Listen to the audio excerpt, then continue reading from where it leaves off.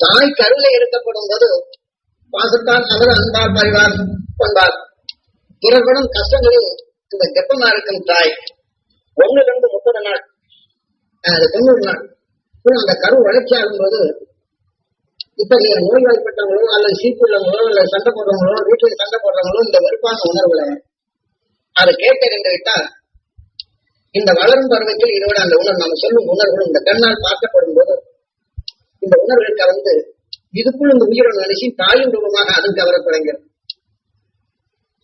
அதை அவருடன் இணைந்து விட்டால்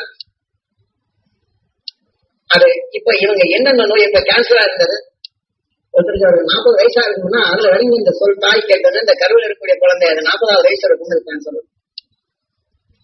இது ஆஸ்மாவை இருந்தது அந்த உணர்வின் தன்மை வரும்போது 40 வயசுல ஆஸ்மா இருக்காது, அவங்க வீட்டிலே இருக்காது. இதை கேட்டா இதுக்கு ஆஸ்மா வரும்.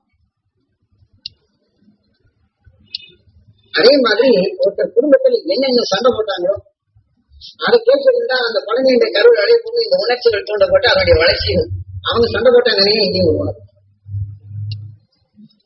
ஒரு கண்ணில்லாத குழந்தைய அது குறையா உணர்ந்து அதனுடைய நிலைகளை சொல்லிட்டு இருந்தா அதே உணர்வுகள் அந்த குழந்தைய உடல் அந்த கருவில் இருக்கக்கூடிய வளைய போகும்போது அந்த வளர்ச்சியை தடைப்படுத்தி அந்த கண்ணுக்குண்டான அந்த சட்டை தடைப்படுத்தும். இது மனிதனின் வளர்ச்சியில் இப்படி எல்லாம் உண்டு.